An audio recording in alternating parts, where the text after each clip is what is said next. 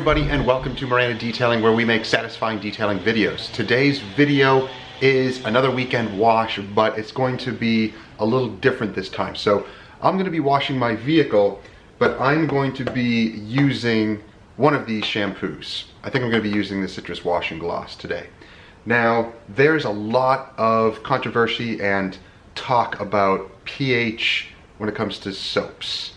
Now, I used to think that, the Citrus Wash and Gloss was a pH balanced, which pH balanced, pH neutral, I mean, I know a lot of it is just advertising and basically trying to help the general public understand what that means. When you hear pH levels, maybe it makes you feel a little bit better if it's pH neutral, because you don't want something too high alkaline, you don't want something too acid. You want it somewhere in the middle. There's a lot of talk about that. The truth is, yeah, there's different pHs to these different soaps, many different soaps. These two are actually the same pH, 8, which is around the neutral mark. Not to say that it's balanced, because balanced and neutral, do they mean the same thing? Who knows? But really, they are pH 8. Now, is that standing alone as the product as it sits in the bottle, or is that when it is mixed to the proper ratio? No one really knows. So I'm gonna try to do some testing here with some pH strips. Now, these are limited. Basically, they only tell me a range between 6 and 8.5 or so. But at least it'll give you an idea of what the pH is in the bucket itself. So what I'm going to do is mix up to the proper dilution ratio for the Citrus Wash and Gloss. I'm gonna put 2 ounces. I'm gonna put 2 ounces of Citrus Wash and Gloss in 5 gallons of water. Let it dissolve. I'm not going to foam it up, but I am going to dissolve it. It's in warm water, and then we're going to test the pH. Before I do that, I'm going to test the pH of the water itself, because that will also play a role in the total pH. Maybe your water where you are is harder, softer, maybe the pH is higher, lower, maybe it's not neutral. That'll also affect the pH neutral total. You know, the science behind it, is anyone going to be really taking these strips out every time you wash your car, wash your client's car, and make sure that the pH is proper? No, that's not the reality of it. These soaps are made to clean. If you want a stronger soap, you can maybe mix in degreaser, or degrease your vehicle first with something that is a proper degreaser. A citrus orange degreaser, Super Clean is a degreaser that has a very high pH. In fact, hey Siri, what is the pH level of Super Clean? Here's what I found in the web from... Here's the safety data sheet for Super Clean. Now, the pH level for Super Clean is 12.5 to 13. That's high. That is a high alkaline cleaner. Now, is that by itself? Is that diluted with water? It doesn't really say. It just simply says that is the pH level. So when mixing it with water, it may not make that much of a difference. Again, I am no chemist, but basically I'm just using some basic logic here. It's not a huge deal. It really is not. To get your vehicle clean, you wash it properly, you decon it if you want, use an iron remover, use a tar remover, use a clay bar. Your paint is smooth and clean. You don't see any marks on it. After you compound and polish it, that removes more surface contaminants. It removes a little bit of clear coat. So really, what's the big deal in worrying about pH levels of soaps and cleaners? You just need to know the basics and know high alkaline will degrease. Acids will dissolve minerals. Just know the basics. You don't have to go too crazy in all these pH levels and worry about that too much, because there's so many variances. Your water is going to make also a difference when mixing your shampoos. So just for the fun of it, let's test the pH of the water that I have here. There's no chlorine in the water, and the pH is around 6.5. So you know, it's a little lower than neutral. And, you know, the total alkalinity of it is saying it's around 80, which is on the low end. So I guess you can probably call this pretty neutral. Let's add in our soap. So I'm going to add in, the bottom line here is 4 ounces.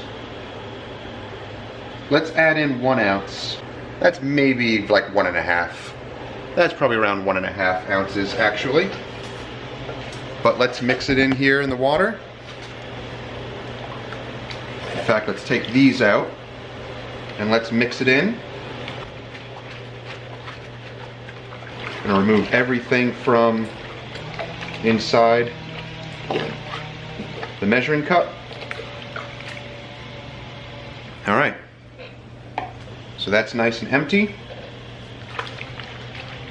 Ah, this water's hot. A lot hotter than I thought. And let's mix it around. All right, that's pretty thorough. So we'll get a brand new strip, and wow, the color changes immediately. The alkalinity of it definitely went up, and the pH definitely went up. It's kind of off the scale here, but it might be around 8.5, 9. So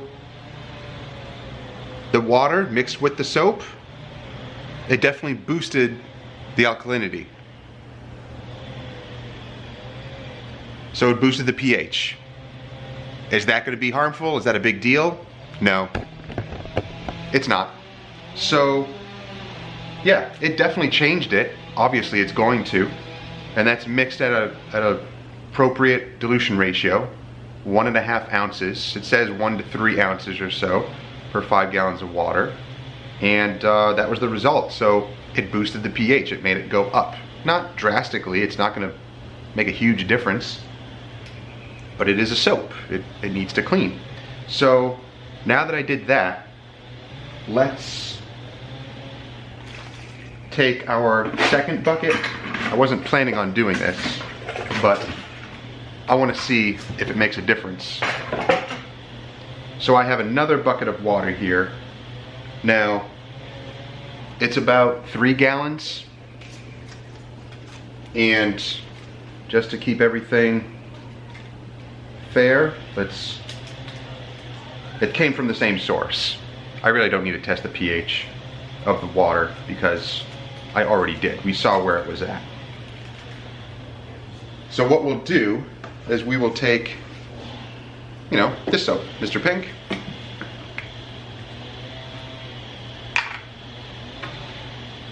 And let's put in the same, actually we're gonna put in a little bit less, maybe about 1/2 ounce or so.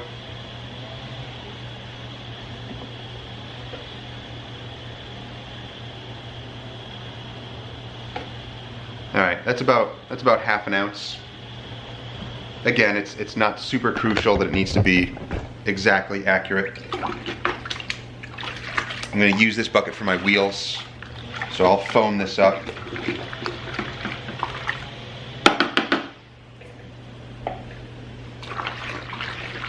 Mix it in.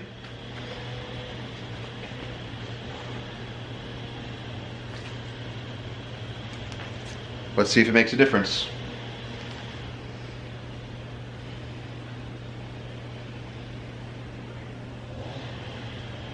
Huh. Okay, so it seems to be not as potent as the other stuff. This seems pretty neutral. The pH is around 6.5, 7 or so, closer to 6.5. The alkalinity is pretty low. So it looks like the citrus washing gloss is a little bit stronger when mixed with water than this stuff. I don't know. Is that an exact science? I mean, just mixing it up like that made a difference. So it's not as the pH level is not as high as the citrus washing gloss when it was mixed in the water. I don't know, you guys be the judge of that. I know you can go on and mixing chemicals and all of that. Really, the bottom line is it's a cleaning solution. It's not a huge deal to use different types of soaps like this. So really, I degrease the vehicle anyway. So I use Super Clean, diluted 1:4, to degrease wheels and all around the bottom of the vehicle and some on the top to degrease. After I rinse it, I spray that on, let it dwell for a minute, and then I soap it up and foam it down and then wash it. And that removes road film and grime and bugs and all that stuff. So I'm not relying on the shampoo itself to do that.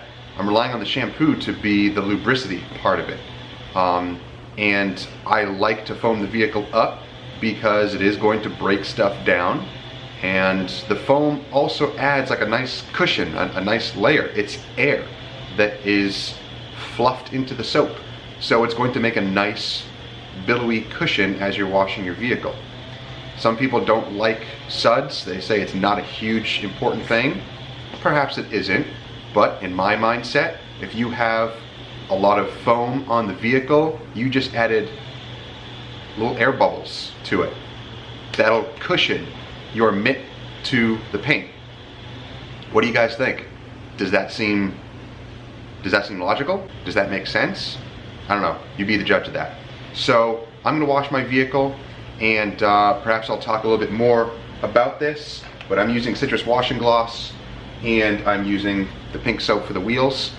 Now it has been about 2 weeks since I last washed our vehicle. I used Geon Cure as the protection, so it was wet, and I basically sprayed each panel, wiped it all down.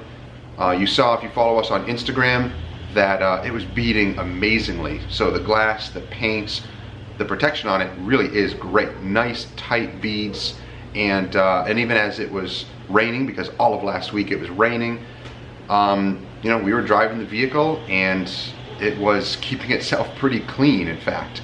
It's only dirty now because of our road that we live on got kind of gross. So the wheels definitely need to be cleaned and all the bottom sections of the vehicle, but the top part of the vehicle is actually pretty clean. So let's go take a look at it first. All right, guys, here's Odessa. So the top surface, it's crazy. There's really not much on it at all. It is actually pretty clean. It's the bottom. I changed my brakes and my rotors. I rotated my tires, so everything looks kind of gross, but, and of course my road over here is also gross. But, you know, from about here on down, the vehicle's gross. But up top, surprisingly not bad. Yeah, surprisingly, there's like no grit up here. Everything just sheets and beads right off. But everything else is looking kind of gross, so let's give her a wash. Satisfying. So I'm going to be using 303's tire and rubber cleaner. It's nice stuff. I like it.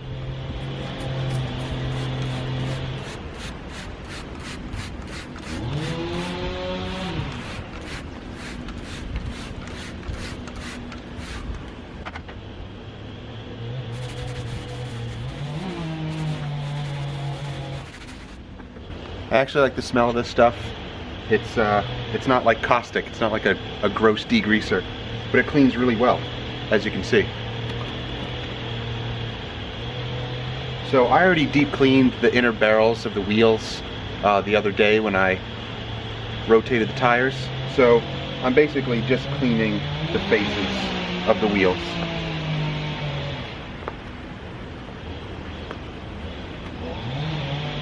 They're not super grungy, so I foamed up the bucket with the Mr. Pink soap and basically just using that as my cleaner.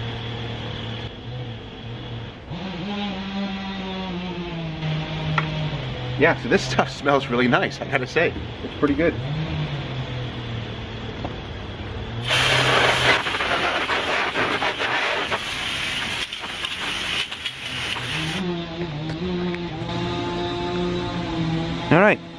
nice and clean. Rubber looks really nice and clean. And the wheels are looking nice with my nice new rotors and pads. Alright, cool. Let's get the rest of this done.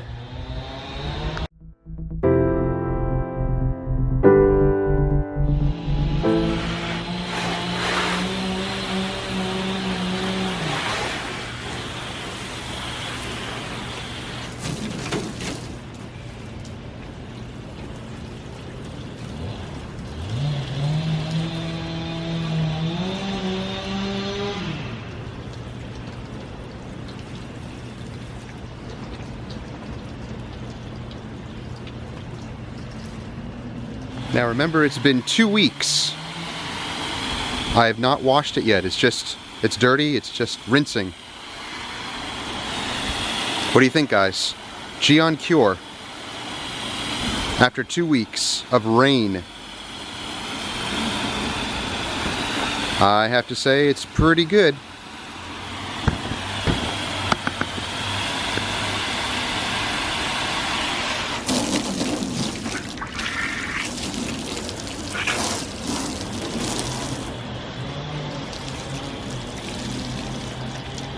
Here's some of the sheeting. Again, this is just dirty. It's just rinsing.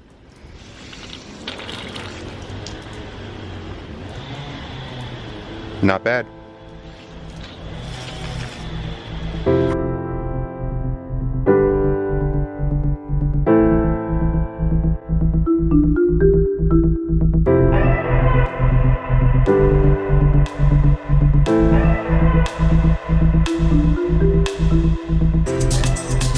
Okay, she is clean. So, yeah, protection is still on there. Not as much down here, but that's to be expected. There was a lot of salt and junk on the roads, or whatever chemical they put on the road. It's not just salt anymore, it's something else.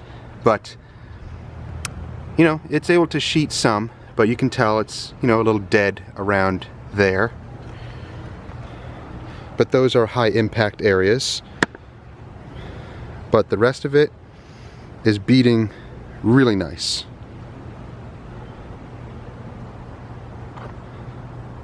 So the Geon Cure is sitting on top of this. I have XOV3 on here and XOV3 on here, but I've tested so many other products on there. I'm sure it's still holding on, but I think up here it's a lot better. I test a lot of stuff on the hood, but still looks great.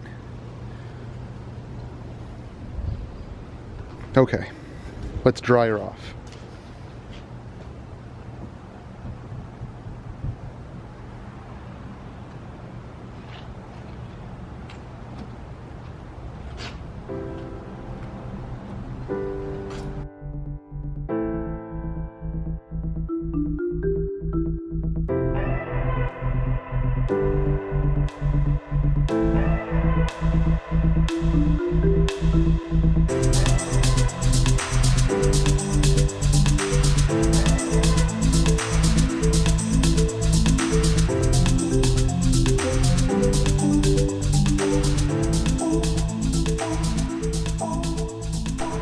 Alright, so we are going to use 303's tire balm and protectant on my tires today.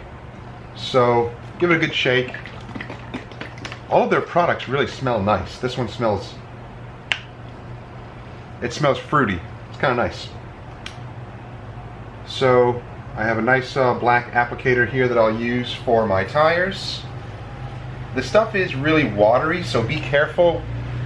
Right out of the bottle, it almost seems more like a tire coating type of product than a dressing necessarily. Not bad, just different. I'm used to thicker products, where this one's a little watery.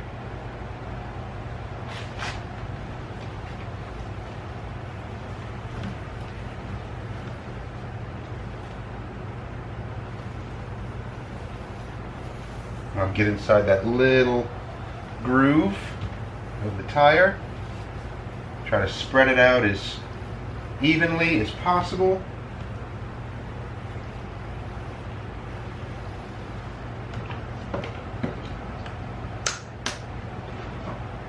And we'll let it dry and see what it looks like in a couple of minutes. So this is it as it starts to dry. I'm actually going to put my fan on it, quicken it up. It looks really glossy, but it's still wet. So I just went around and applied it to all the other tires. So it's very different than your regular dressing. It is supposed to dry and basically be dry to the touch, and it says to wait 10 minutes, so we'll give it a good 10 minutes. Now these tires are not the greatest. They don't accept dressings that well. I don't know why. I've talked about this before in other videos. Some tires, the rubber on it just loves dressings, other tires do not. It just has to do with the manufacturing of the tire, the type of rubber, so on. But you know, we'll see what it looks like on our tires after it dries completely. Oh yeah, I'm making a video. Basically, when it comes to choosing your car shampoos, don't worry about pH levels. Just don't. It's overcomplicating things. Really, the only thing that I worry about pH levels are cleaners on the inside of your vehicle. Your typical APCs are going to be high alkaline, 12 to maybe 14 on the pH. That is high. When you mix it with water, you dilute it, it may bring that down a little bit, depending on the pH of your water. But really, that's it. Your interior cleaners, you want to be careful because there's a lot of different materials inside your vehicle, different leathers, different plastics, different upholstery, different fabrics and carpets and things like that, that you may have to worry about. You don't want to use, you know, exterior acid wheel cleaners on your interior carpets. That obviously may damage stuff. It may not necessarily damage things. It's just not for its proper use. So don't worry about the pH levels of shampoos. There's so much overcomplication when it comes to pH levels of shampoos. If you're worried about road film and grime on your paint, then rinse it, use a degreaser on your paint first, and do a APC rinse or an APC wash. That's going to break down and degrease road film and gunk on your paint, and then use whatever shampoo that you see fit, whichever one that you like. Just make sure that it is high lubricity. You know, nice shampoos like this, Meguiar's have awesome shampoos, Chemical Guys have great shampoos. I know that they overdo it with their redundancies with shampoos, and that's why I really only stick to this one. I have this one, I have the Honeydew Snow Foam. I basically got that because I like the scent. That's it. It's not really a different soap that's going to make a big difference. So I like this stuff because the lubricity is great on it, and the dilution ratio is great on it. I mix it up in my foam cannon. I get tons and tons of foam, and this will last me, I think in one of my other videos I'll put up here on how I dilute chemicals, it basically comes out to about an ounce, maybe 2 ounces per vehicle, depending on how big the vehicle is, how much I foam it, and all that. So this will last 100 plus cars. That's what I do. So this thing will last months for me because I'm not high volume. I will typically do about 5 or 6 cars a week. That's it. So this will last me a long, long time. I just have this on reorder with Amazon, and comes in every 3 months, but even then sometimes I have to skip it because I don't need it. That's how good the dilution ratio is on that soap. So that's what I use for my shampoos. I know when it comes to the pH levels, I just use these simple little pH sticks. That's not telling me a ton. It's not exactly showing me the correct pH, but it is giving me an idea of what's going on when you mix the soaps together. This had a higher pH level than this did when diluted. I don't know why. They're both pH 8. Don't worry about it. Don't overcomplicate it. It's just too much. You'll start watching all these different videos on what you should use, what's pH neutral and what's pH balanced. It really doesn't matter. In fact, I don't really even care. It's a car shampoo. It's going to do its job. I use proper degreasers to degrease the vehicle. I use this to wash it because of the lubricity and the foam. Keep it simple. Much, much easier to deal with that way. So Odessa is clean. I'm letting the tire balm dry. We're going to look at that in a couple of minutes. But I did want to talk about these products. The 303 Tire and Rubber Cleaner. Really nice stuff. It does clean the tire very, very well. It smells nice. It's not a caustic cleaner. You can use APCs and degreasers on the tires. That cleans them just fine. You can use Super Clean, and that works really great. But this stuff also works really great without the caustic smell. So definitely pick that up. I got links down below. Now this stuff is a little tricky. Some may like it, some may not. I'm kind of still on the fence about it because it's not your typical dressing. Some tires like it, some tires don't, with typical dressings anyway. It's water-based. It's a little watery for my liking. It smells nice. It does say it has UV protection, and it will prevent some things like dry rot and things like that. It's probably more of a rubber enricher.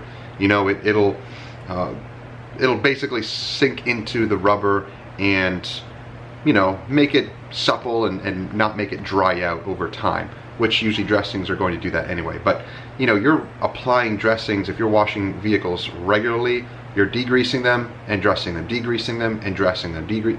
Over time, tires can only take so much. They wear down, they get dry rotted. If it's super high heat, you know, you can only do so much. No dressing is going to make a tire last forever. That's just the science behind it. That's just the way it is. So this product is nice. In fact, hasn't been a full 10 minutes yet, but let's take a look at the tire. So, hasn't been a full 10 minutes yet, and it's still a little wet. So I'll let it dry down completely and then we'll take a look at it. Alright guys, so let's take a look at our 303 tire balm. Like I said before, these tires are a little finicky, so the product is drying on it. It's still just a little bit wet. Just a little bit. But it will dry. These tires just show a lot of streaking. So, like I had mentioned before, a lot of tires, different tires are going to perform differently. I do like the product. It applies, you know, pretty well, but I guess it just doesn't like these tires. So on the driver's side here, I actually put a second application, which you may want to do anyway. So it's just not looking great on these tires. I've used them on other tires before, on other customers' vehicles, and it looks great. But on my tires, it's not really that great of a testing subject. So, but you be the judge. Overall, it does look nice. Alright guys, so that's going to do it for the weekend wash. I hope you enjoyed the video. If you did, give it a thumbs up, like it, share it with others who may enjoy it or benefit from it. And as always, remember to subscribe, click on that bell. That way you get notifications each time our videos drop each week and you don't miss stuff. And if you have any questions or comments, then put them down below as well. I know there's a lot of controversy about pH levels with shampoos. Again guys, like I said before, don't overthink it. It's really not that big of a deal. So pick up any of these shampoos. The Chemical Guys brand is great. Meguiar's shampoos are great. There's many, many others out there on the market that are good, high quality, high lubricity shampoos that you could use for your vehicle. If you're interested in any of the tools or the products that we use, then click up here. It goes to a dedicated page on our website where you can purchase those products easily. And also check out our new apparel that we have, t-shirts, hoodies, and more. If you click up there, that goes to our online store so you can support our satisfying detailing videos. So thank you guys for watching. We'll see you next time. Take care.